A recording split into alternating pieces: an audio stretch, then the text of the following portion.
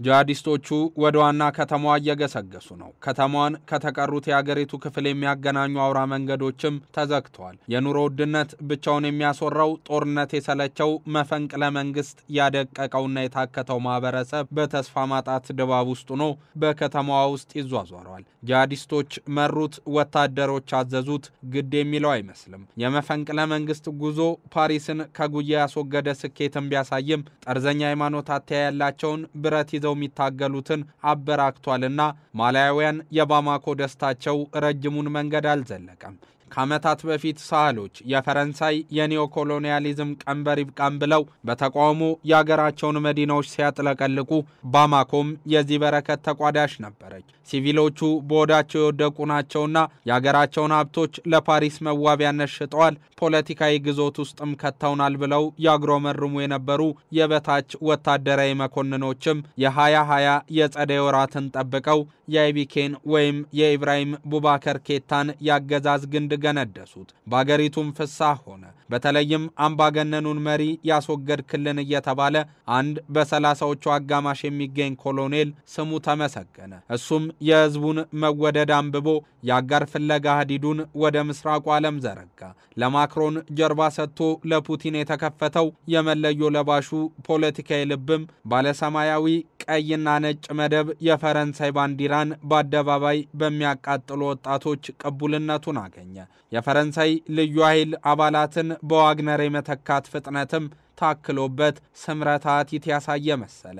የማይፈጸሙ ነገሮች ቃል ተገቡ፣ የማይደረጉ ነገሮችም ተነገሩ። ህዝብ ግን የፈለገው ነገር አልነበረምና ኮሎኔል አስሚን ጎይታ በቀላሉ የማይለቀውን የካውሎባ ቤተ መንግስት መንበር እስከ ነፍጡ እንዲነክስበት ይሁንታን ሰጡት። ከዚህ በኋላ ፖለቲካዊ ድራማው ይጀምራል። የ1966ቱ የኢትዮጵያ አብዮት መለዮ ለባሾች ሀገር ይረጋጋ እንጂ ስልጣናችንን አስረክበን ወደ ጦር ሰፈራችን እንመለሳለን ያሉበትን ምላሳቸውን አጥፈው በመንበሩ ለ17 ዓመታት እንደከረሙት ሁሉ ጎይታም ምርጫ ተከናውኖ የማሌ ዲሞክራሲ ጎ ሲቀድ እኔም ወደ ጦር ሰፈር ይመለሳሉ ያለውን መወደሰ ህዝብ ያስገኘለትን ሐሳቡን በብርሃን ፍጥነት ሽሮ ምርጫን አራዘመ። ይሄኔ የተገነባው መወደዱ የተናደ የተሰጠው እምነትም እየተመናመነበት ሄደ። ባገሪቱ ገጠራማ ክፍል ቀድሞም ቢሆን ያገረ መንግስቱ ውቅር በሼሪያ ይመራ ዘንድ ፍላጎቴን ያለው ያልቀይዳ ይጡት ልጅ ጀማ ኑስራት አልኢስላሚያ ዋል ሙስሊሚ ስጋት ነበርና ወታደሮቹን በየቀኑ መዋጋት መረህም አደረገው። እነዚህ ሁለት ፖለቲካዊ ጥፋቶች ቅቡልነቱን ያወረዱበት ያስሚን ጎይታ አስተዳደር ሰሞነኛው የመገበብ ስጋት ተደቅኖበታል የሚል አስተያየት ደግሞ ጉዳዩ ባጽኖት እንዲታይ ያደረገ ሆኗል። ኒጀርን የሚያንቀጠቅጠው ቡርኪና ፋሶን እንቅልፍ የሚነሳው ጠርዘኛ ቡድን ማሊንም እየናጣት ነው።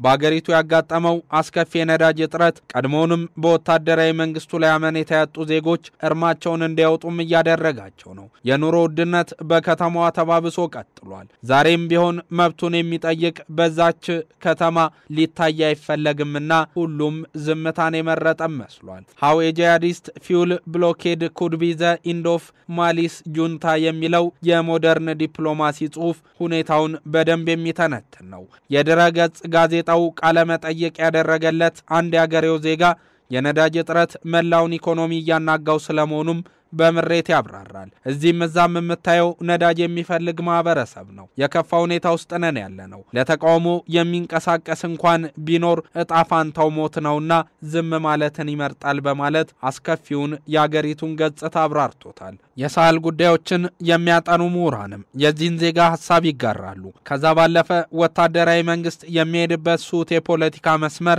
እስከ መገልበጥና ስልጣኑን እስከ ማሳጣት የሚያደርሰው እንደሆነም አይሸሽጉትም። ሀገራት ዜጎቻቸው ምዕራብ አፍሪካዊቷን ሀገር ለቀው እንዲወጡም እያስጠነቀቁ ነው። ያስሚን ጎይታ መንግስት የመገልበጥ ጫፍ ላይ ነው ያለችው ፈረንሳይም ወደ ባማኮ የሚደረገውን የጠርዘኞች ሩጫ ዙሩን እያፋጠነች ስለመሆኑ እየተነገረባት ነው። በንጹሃን ራብ ፖለቲካ ሲሰራ መመልከት፣ ራብን እንደ ጦር መሳሪያ በመጠቀም አያሌዎችን ማርገፍ፣ ምግብ የሚሉ የዋይታ ድምጾችን በአራቱም የሀገሪቱ ክፍል ሳይፈለጉም ቢሆን መስማት ግድ በሆነባት አፍሪካ ጠኔ ባጎደጎደው የድሆች ሆድ ውስጥ ፖለቲካን ለመቀለስ ምግብ በሚጠይቁ ጨቅላዎች አፍም ጥይት መስደድን የስልጣን ባህል ማድረግ የለመዱ ታጣቂዎች በገፍ መታየት ከጀመሩ ወዲህ ሲኦልን የሚያስናፍቅ አያሌ መከራዎች በዛች ምድር ሲሆኑ ዓለም ተመልክቷል። በአጉሪቱ ጠርዘኛ ሃይማኖታዊ አታይ ይስፋፋ ዘንድ ደግሞ ካሊፌትንም መስርቶ በዛ ህዝብ ይተዳደር ዘንድ ፍላጎቱ ዋና ማሳያ ያደረጉ ጽንፈኛ ድርጅቶች ቢታዩም ከተነሱበት ሃይማኖታዊ አስተምሮት ውጪ